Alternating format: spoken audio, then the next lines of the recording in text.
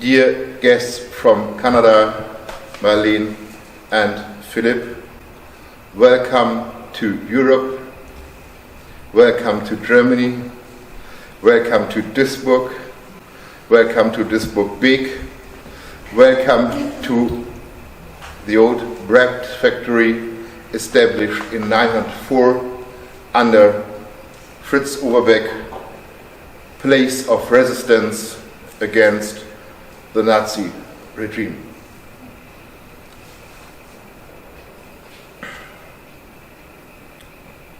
Was ist hier passiert in den letzten 7 Tagen? What happened here during the last 7 days?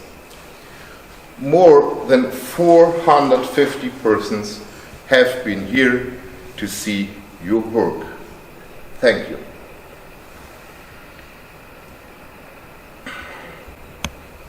Ihr tatet etwas, was sehr Besonderes ist. You connect people worldwide with your work. You've built a bridge of love to each other. I'm a woodcutter. I'm more cruel than you are. Und ihr habt mit dieser Videoinstallation die Menschen vom Fühlen zum Denken geführt. You showed the persons the way from feeling to thinking about what happened there. You, each woman, lighted a candle for shadows. Und wir lauschen den Gebetsgesängen, von denen ich vermute, dass wir die alle vorher in diesem Ausmaß noch nicht erlebt haben. And the Nazis tried to destroy any remembrance to Jewish life in Europe. And Philip's grandfather was tortured and killed by the Nazis. Und ich bin der Ansicht, solange Menschen leben, die Opfer des Nationalsozialismus zu beklagen haben und in ihrem individuellen und kollektiven Bewusstsein in sich tragen, haben wir den Nationalsozialismus noch nicht überwunden. Die Auseinandersetzung mit dem Nationalsozialismus wird Deutschland sicherlich nicht für immer prägen, aber noch für eine sehr, sehr lange Zeit. Und euer Werk besticht dadurch, dass ihr Antisemitismus nicht zeigt. Ihr zeigt die Schattenseiten nicht.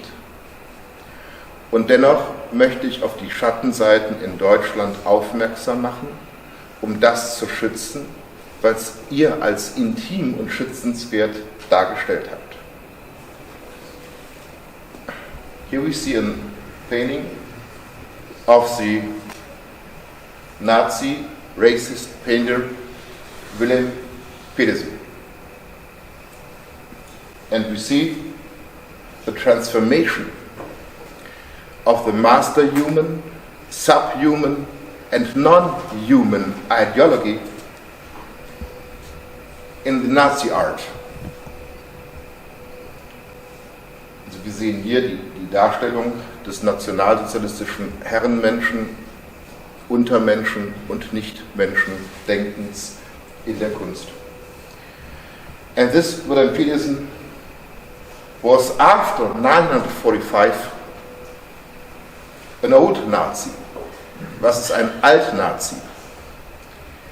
Wer nationalsozialistische Inhalte darstellt oder verbreitet oder bereits dargestellte nationalsozialistische Inhalte weiter verbreitet und Mitglied der NSDAP war, wird als Alt-Nazi bezeichnet. Und er hat nach 1945 in den großen rechtsextremen Verlagen, Nordland Verlag, Monin Verlag, die bis heute existieren, neben den Mecki-Zeichnungen, die ja sehr beliebt waren in Deutschland, in die er auch sein nationalsozialistisches Weltbild hat einfließen lassen. Fremde Völker mussten erstmal entlaust werden. Die Schwarzen gab es in verschiedenen Abstufungen. Racism pur, Black Lives Matter. Und sein Sohn, der in Esens lebende Neonazi Hans Christian Petersen, verbreitet diese nationalsozialistischen Inhalte, dargestellt von seinem Vater, in der BRD. Wer nationalsozialistische Inhalte darstellt oder bereits dargestellte nationalsozialistische Inhalte weiterverbreitet und nicht Mitglied in der NSDAP war, wird als Neonazi bezeichnet. Ich habe 2018 darauf aufmerksam gemacht und der gesamte Esenser Stadtrat deckt den Neonazi Hans Christian Petersen und die mit ihm durch den Vertrieb zusammenhängenden anderen Leitfiguren des Rechtsextremismus, wie Alain de Benoit, den Kopf der neuen Rechten, Thorsten Heise, bei dem mir das BKA bestätigt, Kontakte zum NSU, Vorstand Combat 18, Dr. Erich Kaden, lange Zeit Inhaber des Winkelried Verlags, oder Dr. Pierre Krebs, Begründer des Thule-Seminars 1980. Das ist alles vollkommen legal in der BRD. Man darf in der BRD die Darstellungen nationalsozialistischer Inhalte verbreiten, ohne belangt zu werden. Und ich denke, wir können unserer Altbundeskanzlerin dankbar sein, dass sie die Arbeiten von Emil Nolde abgehängt hat. Denn was sagen wir jüdischen Delegationen, wenn sie ins Bundeskanzleramt kommen und konfrontiert werden mit den Arbeiten eines völkisch-identitären, nationalsozialistischen Künstlers? Ich denke, dass dort auch für die nächste Generation völlig neue Diskussionsmöglichkeiten bestehen.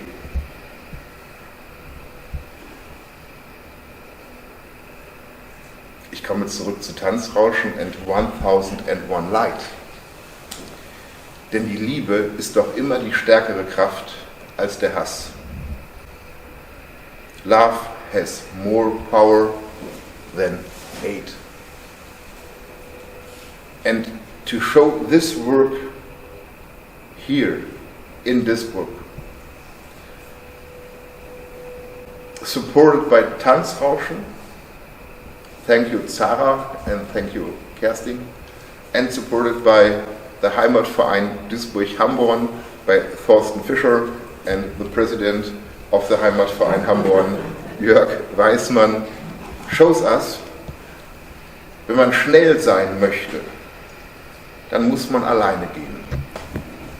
Aber wenn man einen Marathon vor sich hat, und das ist der Erhalt von Demokratie, dann braucht man viele, die mit einem gehen. Und ich bin sehr dankbar, hier in Duisburg und im Ruhrgebiet und in Wuppertal und in Kanada oder an anderen Orten Menschen zu finden, wie auch Cyrus Overbeck, der nun auch hier war, der sagte, the paradise is not at the moon, it's here. And we have to work for build our paradise on earth. Was wir hier leben, ist die Transformation Lessings Ringparabel ins Reale. Und deswegen erlaube ich mir, uns alle, nach dieser Veranstaltung zu Ahmed nach Marxtor einzuladen. You can enjoy a delicious lamb or a vegetarian salad or a vegan rice. I think this is the future that Jewish people, Muslims and Christians and persons who believe in nothing belong together, and we are building the future. You build the future with 1001 lights. Thank you for visiting all these women. They trusted you. Sie haben euch in euer Privatleben gelassen. Wir wissen alle, jemanden ins Haus zu lassen, in den Oikos zu lassen, ist ein großer Vertrauensbeweis. Und das sollte uns Menschen auszeichnen. Wir sind heute da, wo wir sind, weil Fortschritt nur bestehen kann, wenn wir Wissen teilen und wenn wir uns bewegen nach Auschwitz auf einem sehr stabilen humanistischen Fundament. Vielen, vielen Dank. Ja, guten Abend, sehr geehrte Damen und Herren, herzlich willkommen. Ich bin Kerstin Hamburg von Tanzrauschen aus Wuppertal und wir sind sehr, sehr froh über die Kooperation hier mit der Alten Brotfabrik in Duisburg und mit dem Heimatverein. Sie fragen sich vielleicht, was Tanzrauschen ist. Also wir sind ein Verein in Wuppertal, der den Tanzfilm dem Tanzfilm einen roten Teppich bereiten möchte und in der Öffentlichkeit als neue Kunstform wahrnehmbar machen lassen möchte. Und das ist eine ganze Breite von der Dokumentation über Kurzfilme, über Performances, die gefilmt werden oder eben auch diese Videoinstallation von Marlene Millar und Philipp Szporer von Movement Perpetuel aus Montreal, und wir sind sehr froh, diese Arbeit zeigen zu können hier in Deutschland. Sie fragen sich jetzt vielleicht, was daran der Tanz ist oder der Tanzfilm. Diese Arbeit arbeitet auf 3 Ebenen mit Choreografie. Sie arbeitet mit den sogenannten gefundenen Choreografien, das heißt, es sind Alltagsbewegungen, die sich in unser Leben eingebrannt haben, rituelle Bewegungen, wie eben diese Bewegungen, die die Damen vollziehen, wenn sie ihr Gebet sprechen und die Kerzen entzünden. Es gibt die künstlerischen Choreografien, das sind die großen Hände, die Sie sehen in diesem Film, das sind Choreografen und Tänzer, die das Ritual interpretieren. Das sind gebende Hände, es sind trostspendende Hände, es sind beschützende Hände. Und es sind 3 Filmbilder nebeneinander, das heißt, es wird eben auch eine Choreografie der Bilder dort erzeugt. Und auf diesen Ebenen funktioniert halt diese Videoinstallation. Und inhaltlich kommt für uns noch ein ganz anderer Aspekt dazu, weswegen wir diese Arbeit sehr gerne zeigen. Es ist ein jüdisches Ritual, aber ich denke, den Moment, dass wir einen feierlichen Moment festhalten wollen, dass wir einen feierlichen Moment zelebrieren wollen, den kennen wir alle, und wir hoffen, Kunst ist immer ein Wahrnehmungsanlass. Machen Sie sich Gedanken, wie zelebrieren Sie Momente, die Ihnen wichtig sind. Es ist Ihnen vielleicht im Nachhinein aufgefallen, dass es ein wichtiger Moment war. Welche Gegenstände haben vielleicht auch Kerzen da eine Rolle gespielt? Und darüber hinaus ist die Kerze in vielen Religionen überhaupt ein Moment der Besinnung, des Innehalten, des Lichtspendens in der Dunkelheit. Und wir hoffen, Sie machen sich Gedanken über Rituale, über Ihre eigenen Rituale, vielleicht über Rituale, die Sie über Bord schmeißen wollen, weil Sie da jemand hinters Licht führt. Bleiben Sie aufmerksam, nehmen Sie Dinge wahr und haben Sie einen schönen Abend mit uns.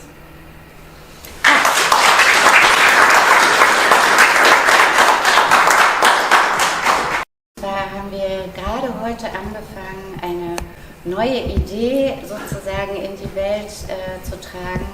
Wir werden kleine Interviews mit Ihnen machen, wenn Sie mögen.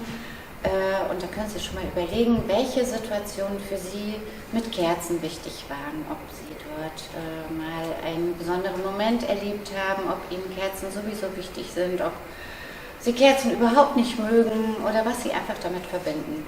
Wir sammeln das ab heute weltweit und werden das dann auch in einer kleinen Publikation veröffentlichen, wenn Sie uns Ihr Einverständnis geben.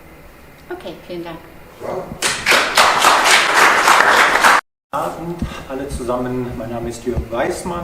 Ich bin Vorsitzender des Heimatvereins Hamburg und versuche in einer kleinen Begrüßung nochmal den Brückenschlag zu der wunderbaren Installation, die wir hier eine Woche präsentieren durften, und dem Projekt, was Cyrus als einer der Projektbeteiligten mit dem Heimatverein Hamburg zu 1700 Jahre jüdisches Leben in Deutschland gemeinsam zusammengeführt hat. Ich bin gerade, was den Hausherrn Cyrus Overbeck anbetrifft, immer wieder dankbar, dass wir dieses gemeinsame Projekt in seinen Räumlichkeiten zeigen durften. Leider ist durch die Pandemie die noch bevorstehende große Ausstellung noch nicht gezeigt worden. Wir freuen uns darauf, dies in den nächsten Wochen dann gemeinsam hier zu präsentieren. Und das, was dieses Projekt 1700 Jahre jüdisches Leben in Deutschland zusammengeführt hat, finde ich so außergewöhnlich, weil wir uns natürlich hier ein internationales Team Künstler-Duo nach Beeck geholt haben, was ohne dieses Festjahr 1700 Jahre jüdisches Leben nie zustande gekommen wäre. Und ich sage immer wieder von Herzen, lieber Cyrus, danke, dass du ein so fantastischer Hausherr bist und uns alle hier immer wieder zusammenführst. Ich habe von den Konzerten und der Teilnahme gehört, aber was mich besonders natürlich auch gerade nochmal beeindruckt hat, ist, dass du hier über 450 Menschen auch in der Woche als Hausherr verwöhnt hast, sie in deine Räumlichkeiten hineingelassen hast. Und dafür sage ich dir als Vorsitzender des Heimatvereins ganz, ganz herzlichen Dank, und ich freue mich schon riesig auf die noch bevorstehenden Veranstaltungen, die nicht nur die Ausstellung, sondern auch noch sehr viele Vorträge beinhalten wird, unter anderem auch zu verfolgten Künstlern im Dritten Reich, was Cyrus vortragen wird und so weiter und so fort. Und ich begrüße jetzt am Schluss nochmal persönlich auch Marlene Millar und Szporer ganz, ganz herzlich. Leider ist mein Englisch nicht so sehr gut, deshalb sehen Sie es mir bitte nach, dass ich auch die persönlichen Willkommensgrüße nochmal ablese. I want to give you a very warm welcome and it's great to have you here, Marlene and Philip. Thank you. Thank you. We would love, first of all, to thank all of you for being here, and we want to thank Cyrus very much, deeply, for welcoming us into this important space. It struck me yesterday when I was standing here, and I know the history of this location and the meaning that it has for your family, and to realize that our project was inhabiting the same space. It meant it resonated in such an important way. So I want to thank you deeply for that. So, yes. We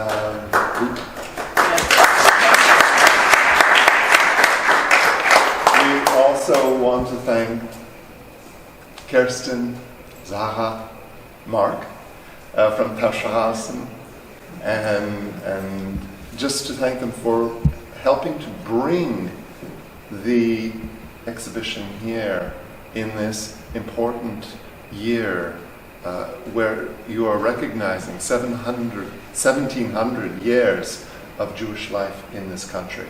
That's an incredible moment to be commemorating the history, the spirit, the communities, the people who are here now, but also the people who were and the people who will be.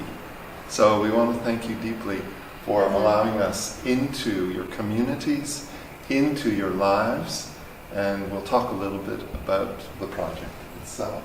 And first of all, we want to excuse us for not being able to speak German. We're very, very sorry. Yes, and I tend to speak really quickly, so I'm going to slow down. But please stop us if there's anything that you don't understand or you would like us to repeat. Yes, and just to, again, thank everybody for making this possible. The project itself, bringing all of these different projects and exhibitions together throughout the year, has been an incredible opportunity for us to participate in, coming all the way from Canada to be here for this event. So we're really privileged to be here. It's rare that we have the chance to be with our work. You know, the files go away and the work is shown in different countries, but we're usually back in Montreal. Mm-hmm. So we also need to thank our funders in Quebec. It's the Conseil des Arts et des Lettres du Québec that funded us coming here to Germany, and the Canada Council for the Arts as well, that contributed to the production of the work. And the Concordia University Professional Development Fund. I'm a professor at Concordia University, so that also helped in the production of what you're able to see here. So we're very pleased to have all of these different funders. Yes, and all the women and yes. A couple of men. Yes. Philip is in there. You can watch again and look for his hands. But primarily all of the women and the girls that welcomed us into their homes, into their schools, and shared their practice with us, you know, their ritual, not knowing who we were, and having trust in us in, you know, capturing their prayer, their practice, and sharing it with you all. And we had a big, not a big team. It was very intimate. It was Philip, myself. Yeah. We had another camera operator, an amazing editor who put it all together, and then people who've just been helping us with the writing and the promotion. And the sound element is an important part as well. We should tell you a little bit about how the project came to be.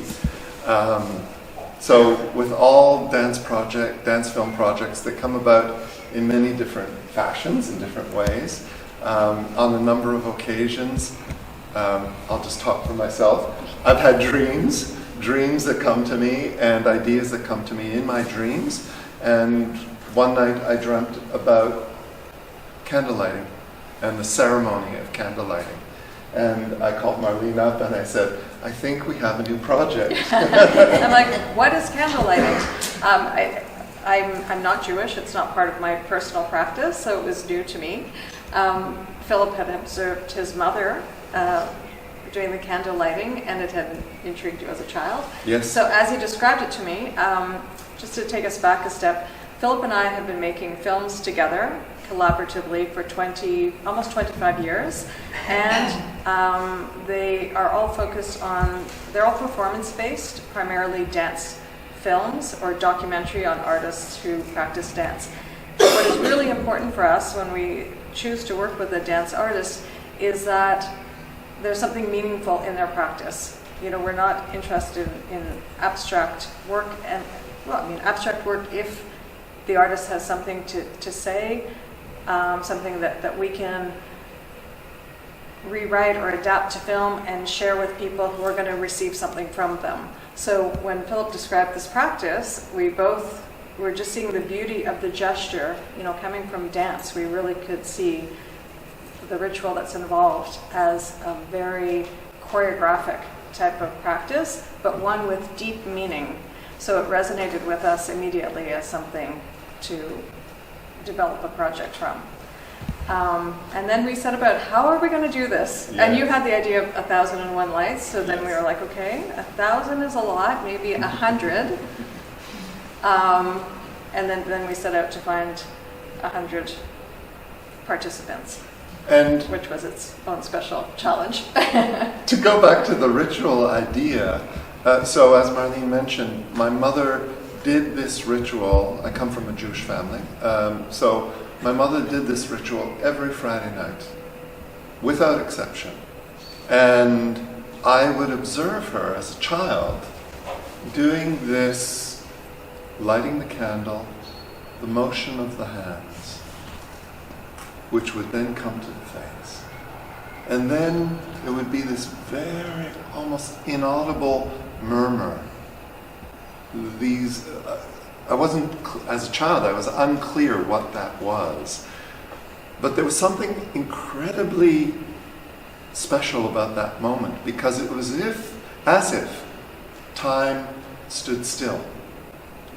That there was something in that very moment that was either, and I didn't have those words as a child, whether it was meditative, it was very introspective, it felt as if it was something that was cherished, so something that was deeply felt. And it also felt, strangely, as a child, to be observing this, that I saw her there, but it seemed, as I mentioned earlier, that there was some connection to something that had come before, but also what possibly could be. But it was deeply in that moment that I was present and observing that I thought, this is special. And that's just the way it was.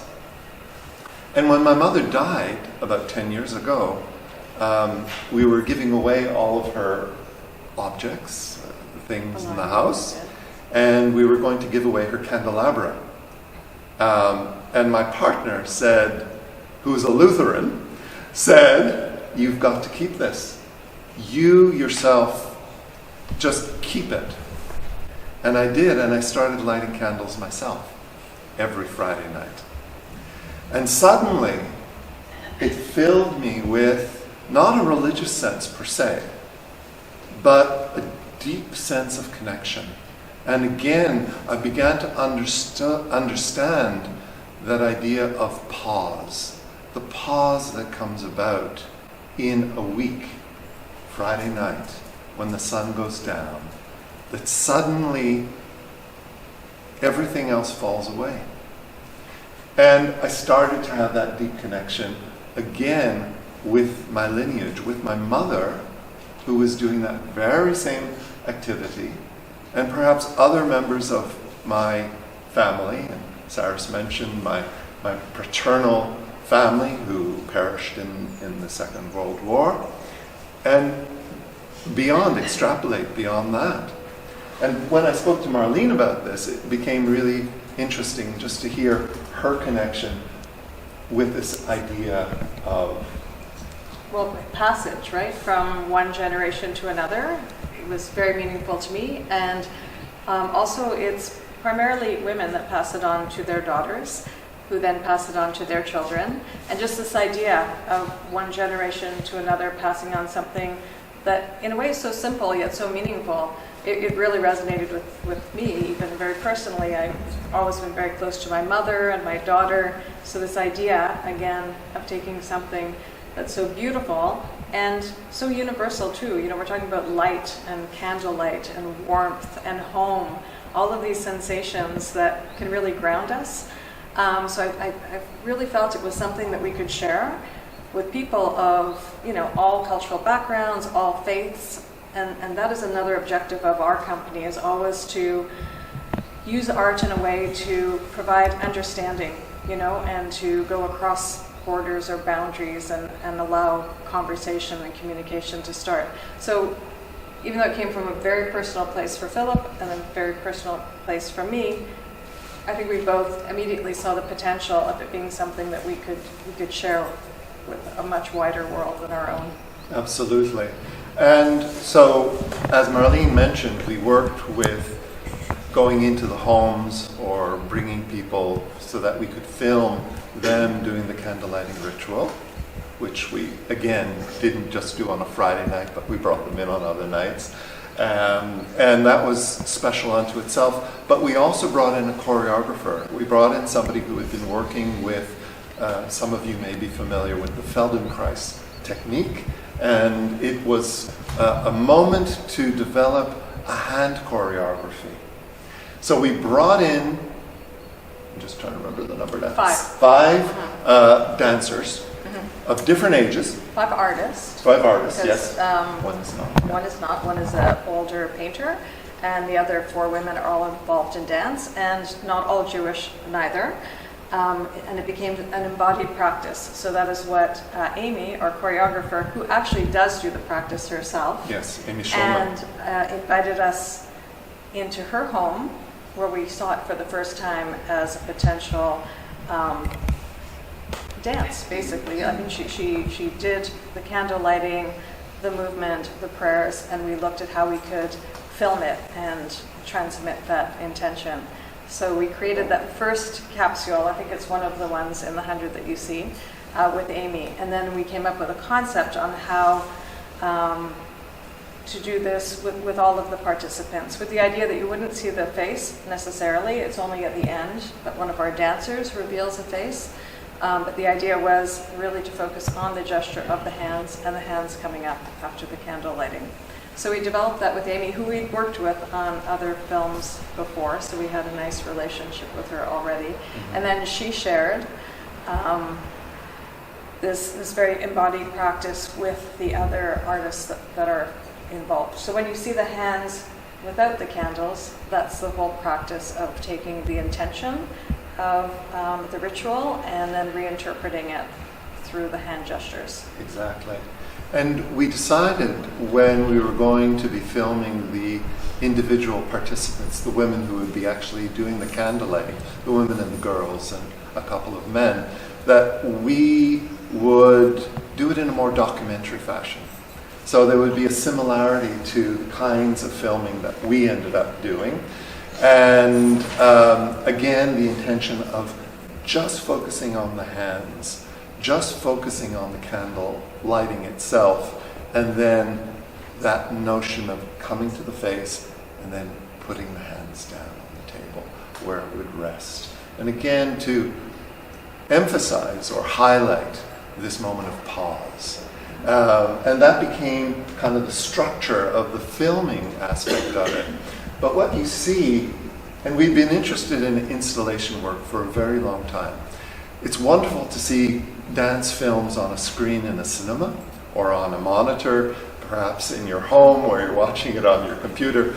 But the idea of having it in a gallery space, to have it in a museum space, to have it in many kinds of spaces became hugely intriguing to us, and really took our work to another level. Because to have, as you can see it here, this wide expanse of imagery, and to be able to connect with people, and to work in this case, a 15-minute loop, where you could sit for 15 minutes, perhaps you would go away, but perhaps you would stay, or perhaps you would come back. It became a real different way of working with perception, and a different way of engaging an audience member, someone who, like yourselves, would be seeing this. So the connection would become very intimate and very personal.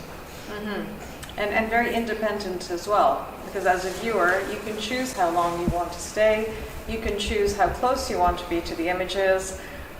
We've had it set up in different configurations. Sometimes you enter into it and you're surrounded by it on 3 sides.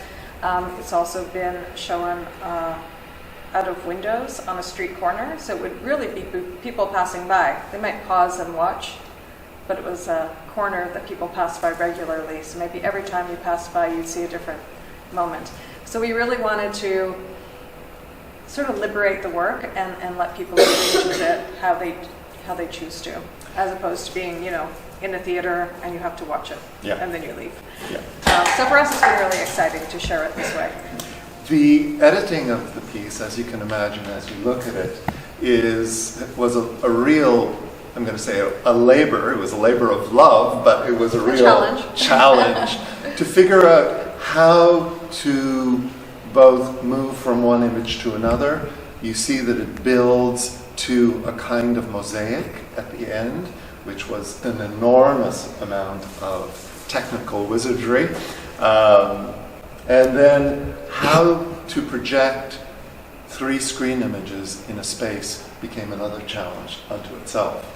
As you can attest to. You can attest to, Sarah. Because even putting it on a wall like this looks simple, but it's assez compliqué, that we can say. Yeah. quite complicated. Yeah, and I mean, we'd also really love to open this discussion up to all of you. If you have comments or questions Yes, that you'd like to ask us or thoughts you'd like to share, it would be absolutely. lovely as well. Absolutely. And it could be now. We can obviously continue talking. We should mention, before we do open this up to all of you, that again, the idea that this particular project has literally traveled the globe.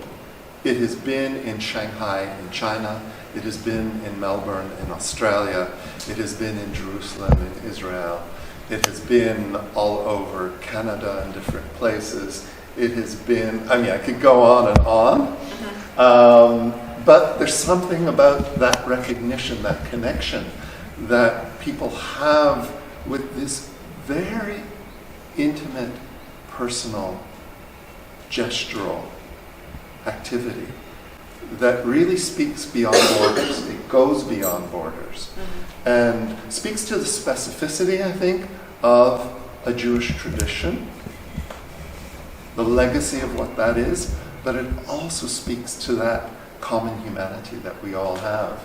We were very lucky when we showed it in Finland in a very early stage. It was a work in process at the time, yeah. Rural Finland. We were at an art center, and no Jews anywhere.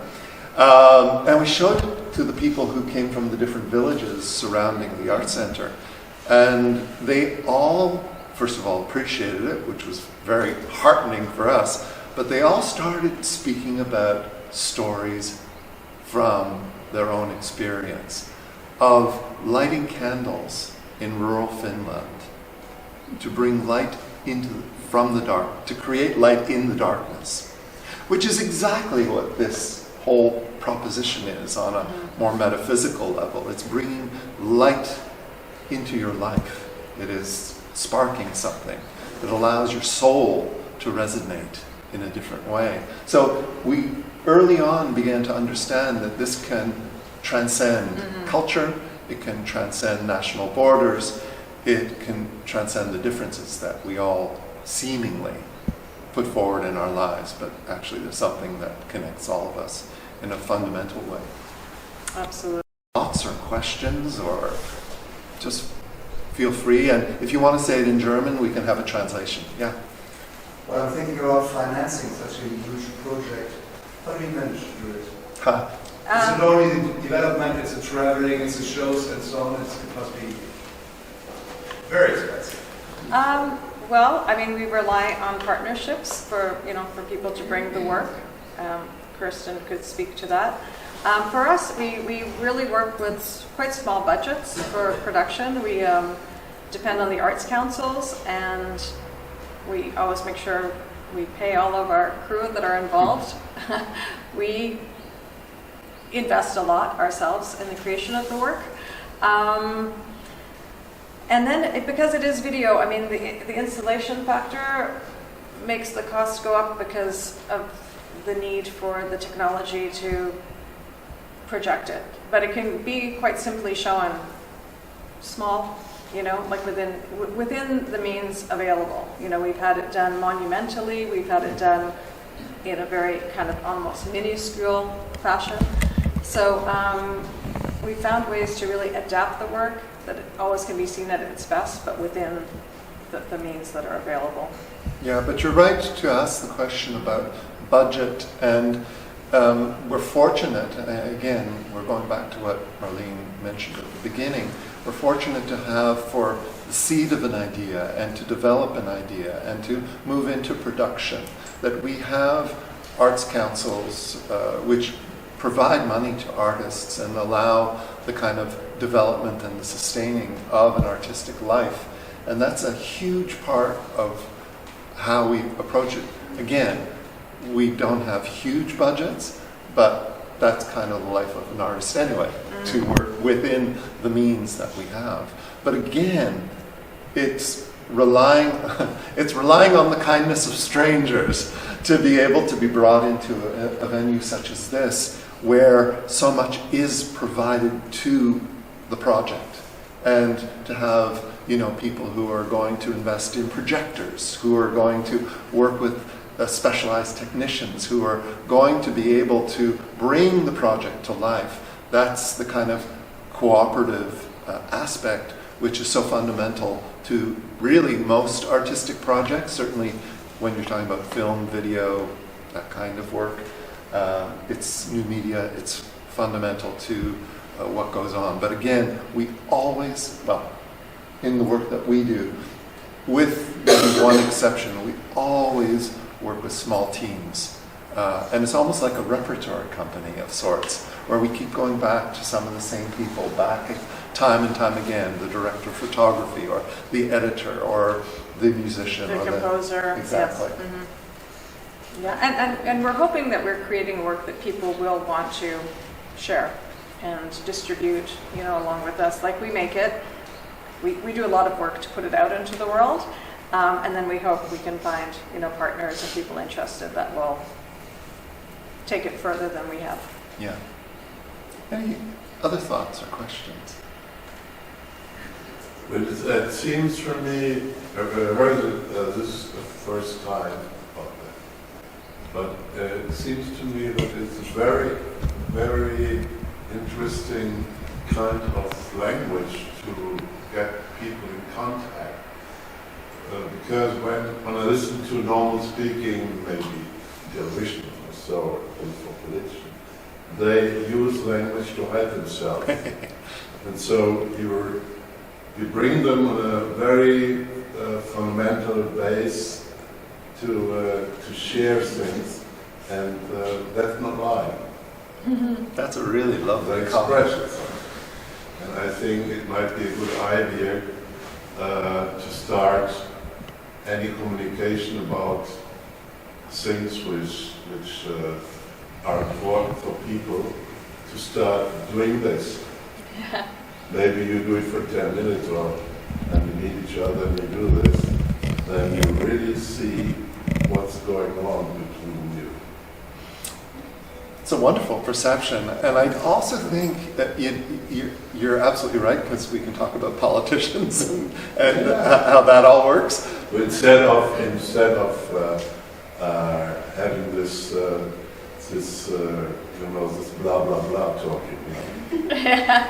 What a lot of people say when they come and experience the installation is, first of all, they sit in the space. Yeah. And at first, I mean, we've heard this time and again, where people say, oh, we were watching and, we didn't quite know what it was that we were seeing, but at a certain moment, they connect to it.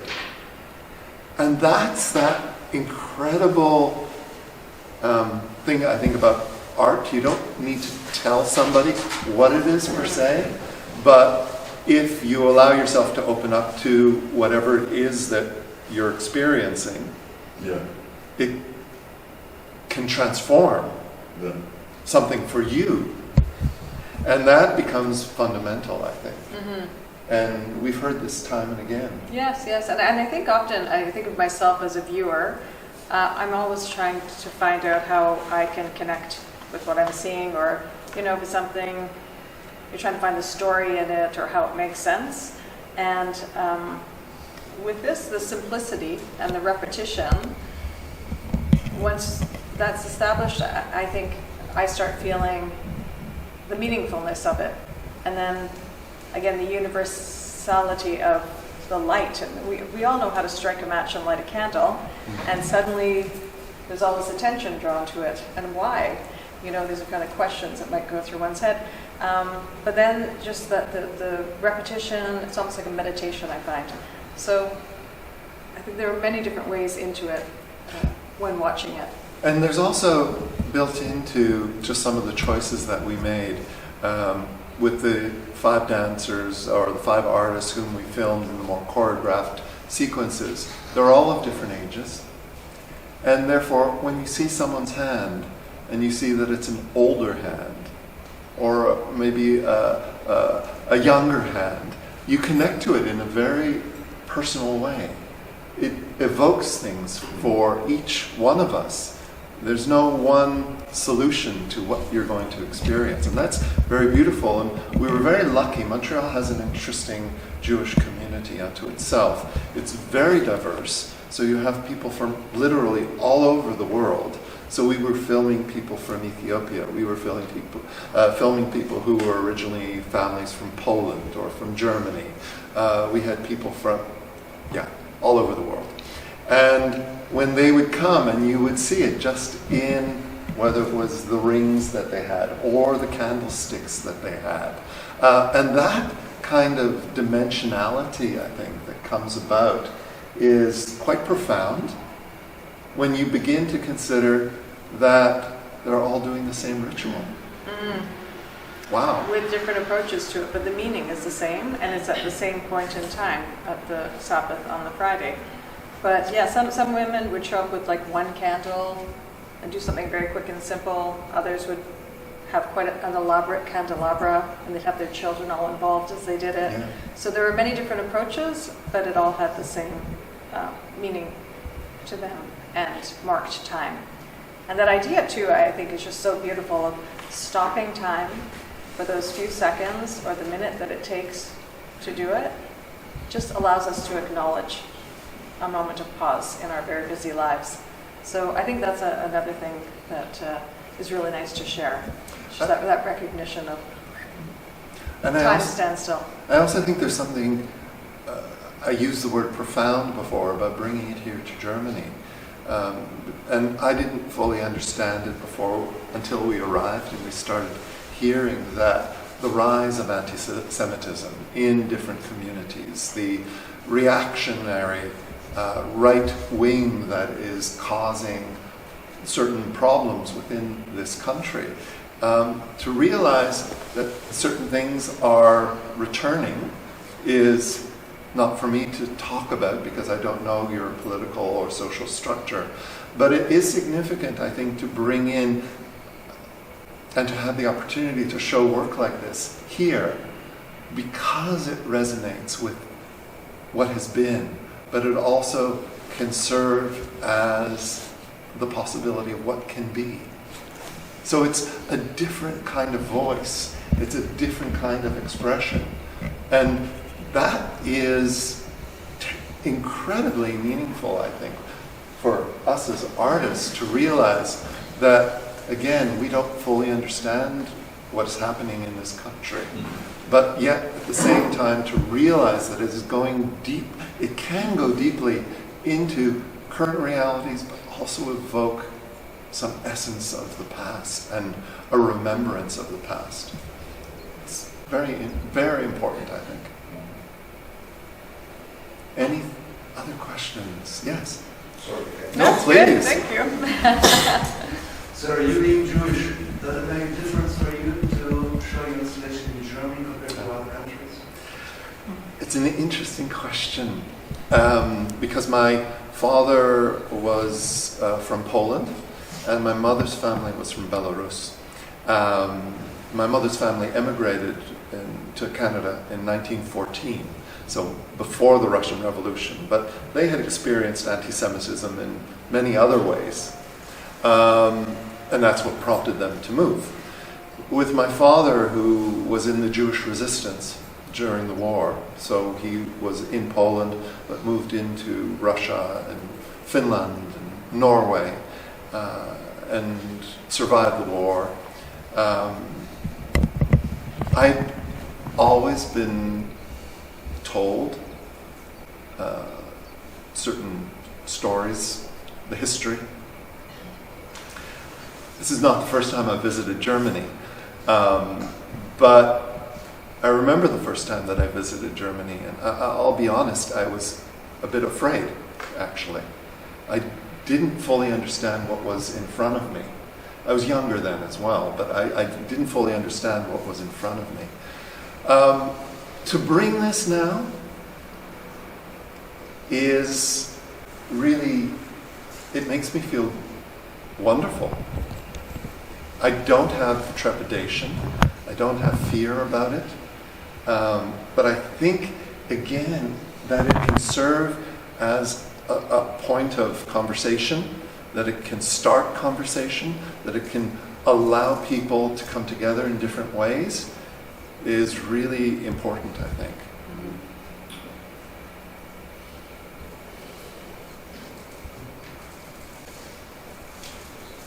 maybe in German, could you say in German that if they feel comfortable? Oh. Yeah. Perhaps it's interesting when you want to film the non-professional woman. What do you say? Which kind of conversation do you have with them to that they open their hearts and doors? Yeah. You know, it was a long time ago that we did it. But so much of it, like we started with people we knew, and then they would open the doors to people that they knew. So there was a trust that was passed on from one person to another. And then we were very fortunate to meet this one woman who was an educator. So she introduced us to her students. And she was married to a very popular rabbi. So their congregation was like a very liberal one. A lot of people from very different communities attended that synagogue. And she was amazing. She was like our production manager at one point. She'd be calling all her friends, come over to my house, bring your candles. There was a lineup on the street. She was like, okay. This is like behind the scenes revelation here. But we started by going from one house to another. Yeah. And we realized this is going to be a lifetime project. Because, you know, you enter somebody's home, you engage with them, you sit with them. And then it was like, okay, that's like one a day. Yes. We don't have 100 days to dedicate to this. So once it got going and people realized that it was a good experience, you know, we would come in, we'd discuss what we were doing. We would tell them exactly what our intention was. And they would agree. They liked the fact that we were not revealing their faces, so that, you know, there was a different level of comfort there. But then, yes, at one point we were at the rabbi wife's house, and they were all lined up with their candles. Yeah, it was wonderful. Yes, we And have a few similar backgrounds you might find.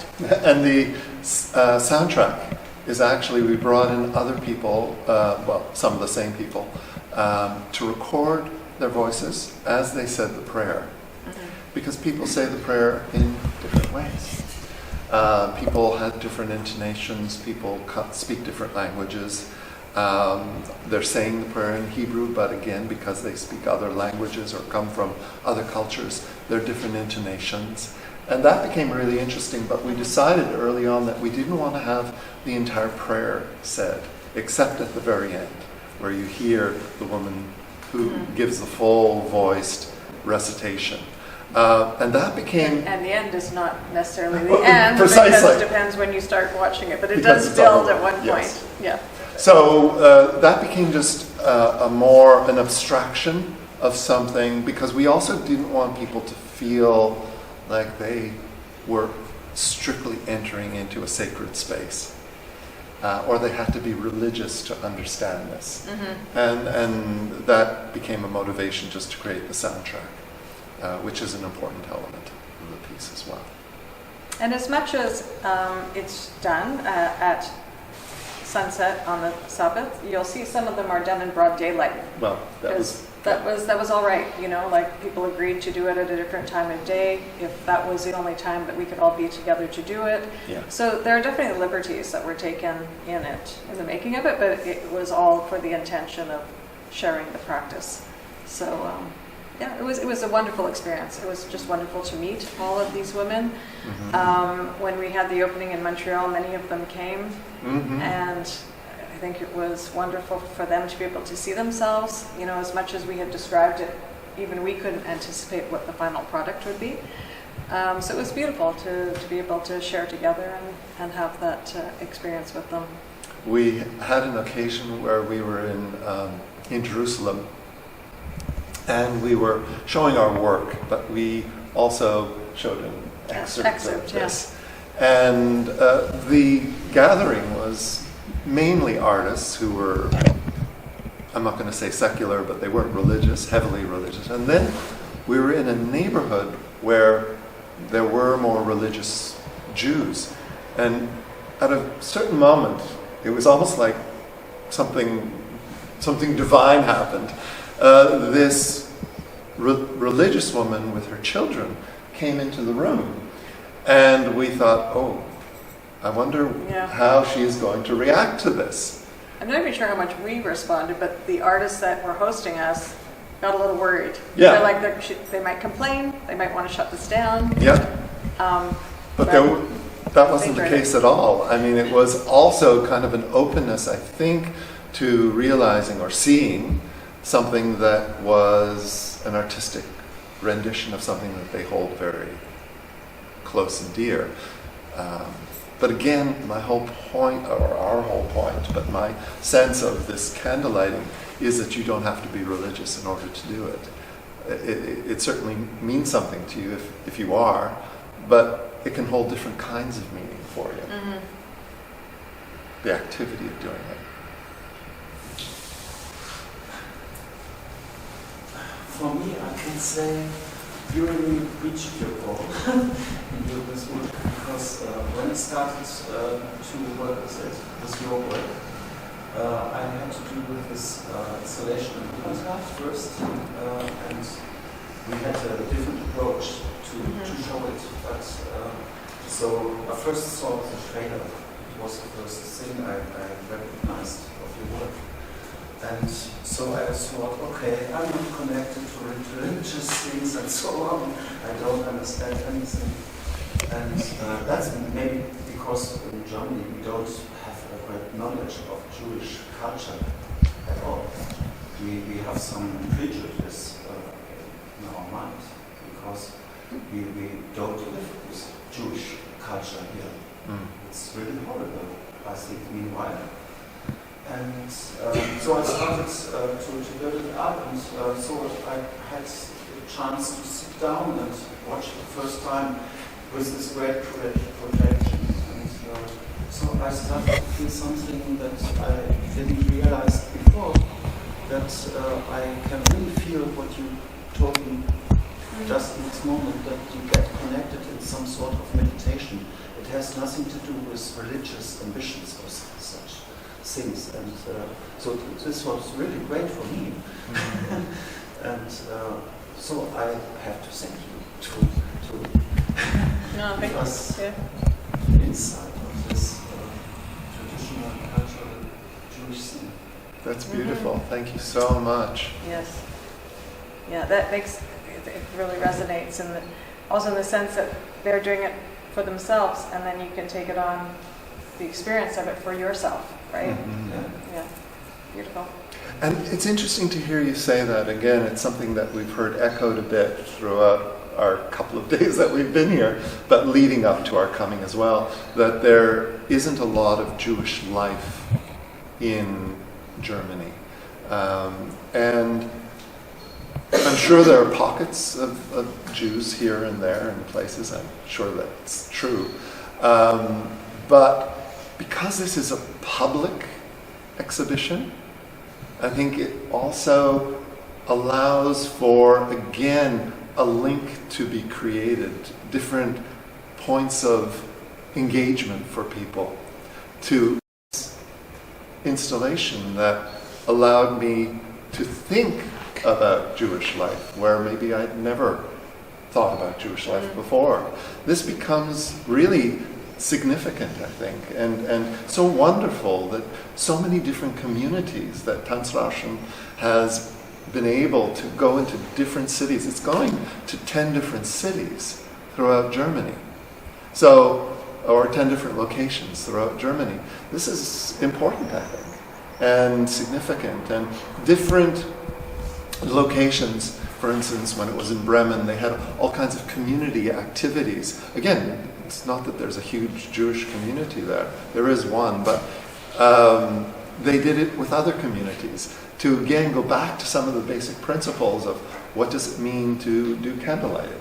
What does it mean to engage in that kind of meditative, poetic moment?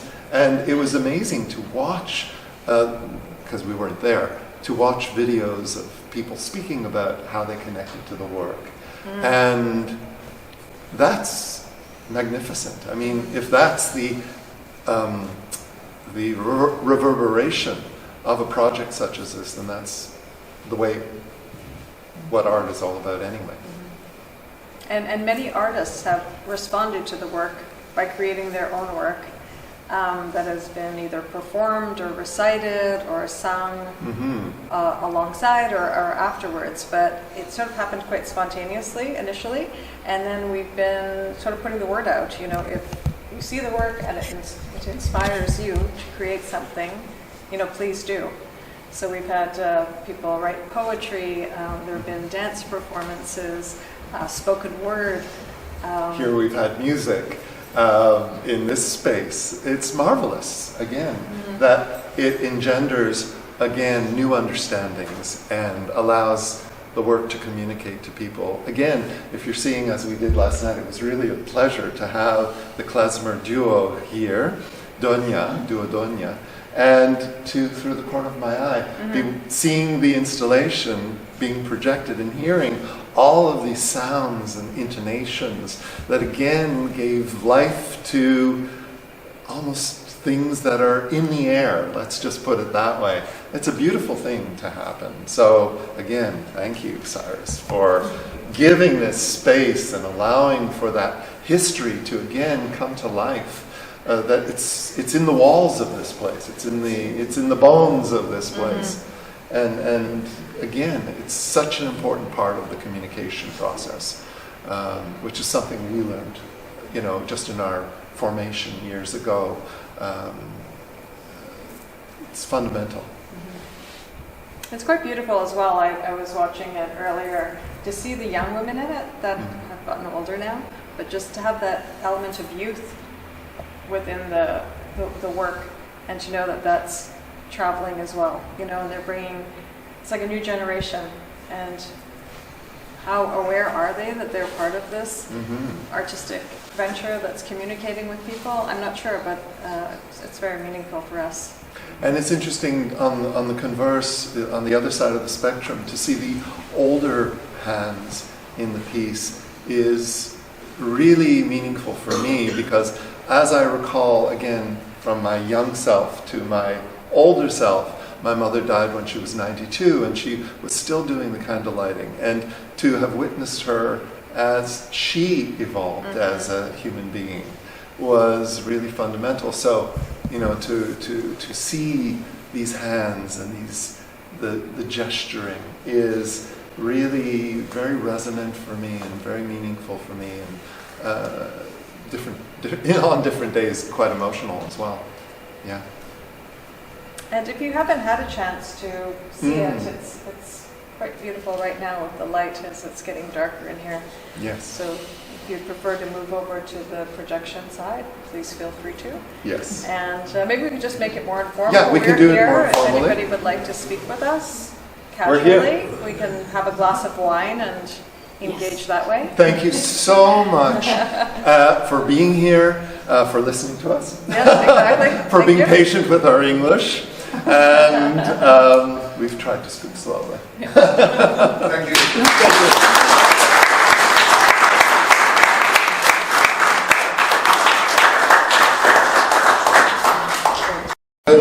Die Zunahme der Verrohung der Gesellschaft. Ihr habt einen Beitrag dagegen geleistet, und ich denke, wer möchte, kann mit euch jetzt zu der Installation gehen und doch noch einige Worte mit euch wechseln. Nochmal vielen, vielen Dank.